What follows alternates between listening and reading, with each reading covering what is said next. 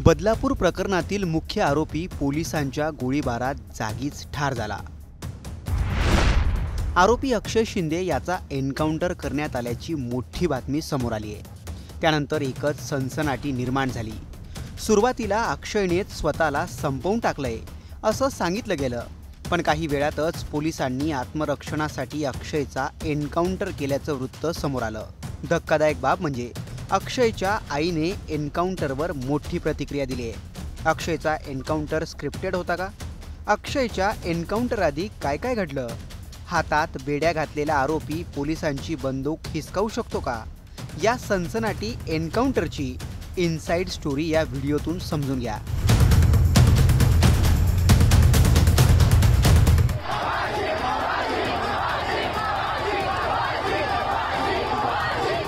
एकवीस सप्टेंबरला बदलापूर प्रकरणातील मुख्य आरोपी अक्षय शिंदेने गुन्हा कबूल केला। गुन्हा कबूल करताना त्याने काय म्हटलं याची सविस्तर माहिती तुम्हाला या व्हिडिओत पाहायला मिळेल। दरम्यान वैद्यकीय तपासणी दरम्यान आपण चिमुरडीबरोबर लैंगिक अत्याचार केल्याचं त्यानं मान्य केलं। त्याच्या 2 दिवसांनंतरच आत्मसंरक्षणात पोलिसांनी अक्षय शिंदेला संपवल्याची धक्कादायक बातमी समोर आली। अक्षयला ठाणे पोलिसांनी कसं संपवलं याचा इन डिटेल घटनाक्रम पाहूयात।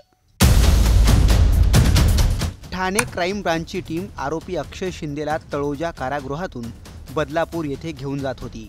आरोपीला ट्रान्झिट रिमांडमध्ये घेऊन जात असल्याचं सांगण्यात येत होतं। नेमकं ठाणे पोलिसांच्या हद्दीत अक्षय शिंदेने आपल्या शेजारी बसलेल्या API निलेश मोरे यांची बंदूक हिसकावली। त्यातून अक्षयने तब्बल 3 राऊंड फायर केले। निलेश मोरे यांच्या पायाला या सगळ्यात गोळी लागली आणि त्यानंतर सेल्फ डिफेन्समध्ये पोलिसांनी अक्षयला संपवलं। सेल्फ डिफेन्समध्ये अक्षय शिंदेचा एन्काउंटर झाल्याचं मीडिया रिपोर्ट्समधून सांगितलं जात आहे। पण या प्रकरणावरून आता काही गंभीर प्रश्न विचारले गेलेत। हातात बेड्या ठोकलेला आरोपी पोलिसांची बंदूक कशी हिसकावतो असा प्रश्न ठाकरे गटाच्या सुषमा अंधारे यांनी विचारला आहे। त्यामुळे या एन्काउंटरवरून आता राजकारण चांगलंच तापणार हे देखील स्पष्ट आहे। बदलापूर बलात्कार प्रकरणातील अक्षय शिंदे हा कुणी सोज्वळ महापुरुष नाही, तो कुणी महात्मा नाही आहे। त्यामुळे त्याला फाशीची शिक्षा व्हायलाच हवी, पण फाशीची शिक्षा होताना एक कायद्याची प्रक्रिया असते, ती फॉलो केली पाहिजे। या देशाचा शत्रू म्हणवणाऱ्या कसाबला सुद्धा फाशी देताना एक कायद्याची प्रक्रिया संपूर्णतः पार पाडली होती आणि तीच कायद्याची प्रक्रिया अक्षय शिंदे प्रकरणात सुद्धा पार पडायला हवी होती।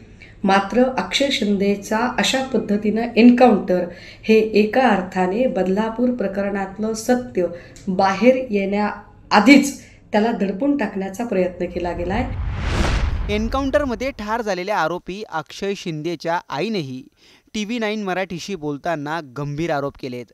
अक्षयचा एन्काउंटर स्क्रिप्टेड?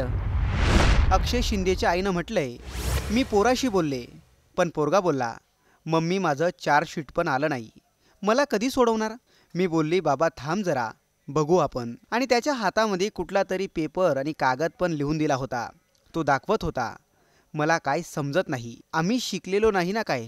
तो आरशातून दाखवत होता मला।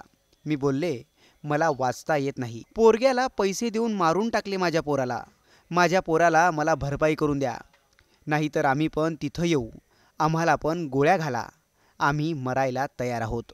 माझ्या पोराला लवकर फटाकडी नाही वाजवता येत, तो दिवाळीच्या टायमाला एक फटाकडी नाही फोडत, घरातून पण आम्हाला हाकलून दिलं, आम्ही स्टेशनवर इकडं तिकडं फिरतोय,